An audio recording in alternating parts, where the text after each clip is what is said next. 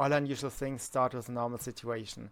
Yesterday, a mother was waiting with her 8-year-old child on the train station in the city of Frankfurt. It is a busy place, not very far from the largest airport of continental Europe. A normal day, until a man approached, and when the train that she was waiting for actually arrived, he pushed her on the railroad. And not just her, but also her child.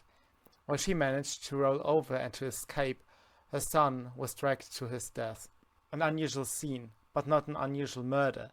On the 20th of July, a woman was killed by another man who pushed her in front of a train in the city of Duisburg. Both media stories made it on national news. What is interesting, though, is that they were treated differently. At first, they both were treated the standard way, which means the origin, the ethnicity, the culture of the perpetrator was not mentioned with a word. But then things shifted with the story yesterday, and we are now informed that yesterday's murder was committed by an Eritrean. Until now, this detail is unknown about the case in Duisburg. So why are these two cases treated differently? And the reason is one involves a child and the other not. The other is about a woman. It is not unusual for women to be killed by migrants. But this case cannot be sidelined by the media because a child always means a heightened public interest. There is a reason why there is a heightened public interest, and that is partly our instinct. We have a stronger protection for children, but also because the media failed in the past to desensitize the public, and instead they have used pictures of children again and again and again to advance their own political goals. One famous case was, of course, this Arab child that was washed on the beach.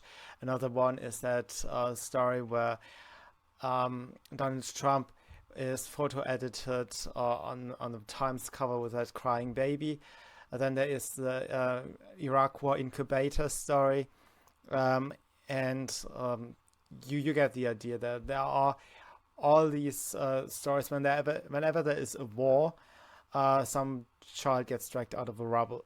So our media is very good in priming the public into overrating stories that involve children. And when you see children being put out in the public, it usually has a propaganda purpose. There are some military people behind it, or people who have at least experience in the military or have been informed by the military how these things work. And in the past, this all served either left-wing purposes or purposes of the military-industrial complex.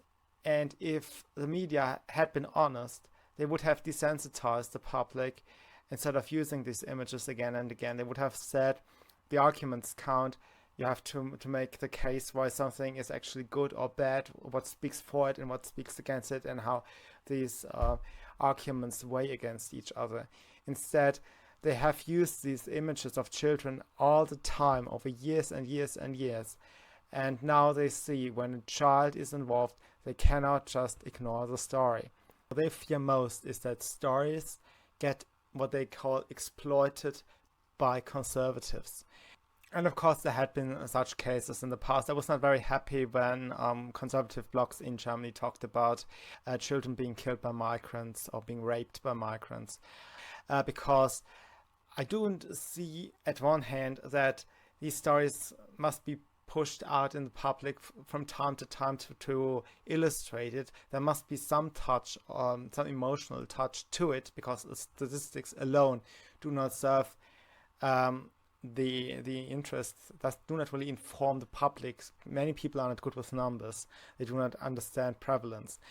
But you have to be sort of honest about what relevance that has. A pretty woman has not a higher relevance than an ugly woman, for example. But media people do know that a pretty woman gains more sympathy with the wider public than an ugly woman. And what you have to do is you have to occasionally put out these stories, but then also speak about the larger statistics and say how prevalent it is, and that the fact that this girl is just a young girl or that it is a pretty woman or something should not make does not make the case, right? It is just an example of something that is going on, and that you still have to look into prevalences and into rational arguments about pros and cons of a given policy. Of course, these individual cases are also important to find patterns. The media is now graciously talking about yesterday's case because they do not want us to exploit it, so they pretend to care. When there's a child involved, they have to pretend to care, and then they have to also avoid the charges that they do not want to talk about the ethnicity of the perpetrator. And so yesterday they graciously talked about him being an Eritrean. Eritrea is a mostly Christian country. About 60% are Christian. However, that does not mean much. They had a lot of war recently. I think they have a totalitarian regime. They are ranking the least of the least in most economic and liberty-related rankings.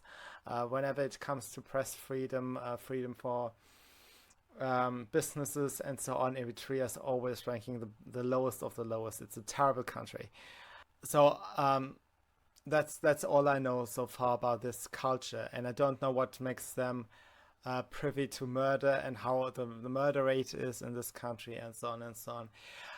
But I would probably be informed a bit better if it were the standard of news reporting to just mentioning the culture and ethnic background of an individual. But we will not get it because the media has primed the public to just react to child stories and to women's stories. And so whenever a case does not have the prominence and is not expected to rise to prominence, these details that can be used to establish patterns are not mentioned. That was it for today, and I'll see you soon. Bye.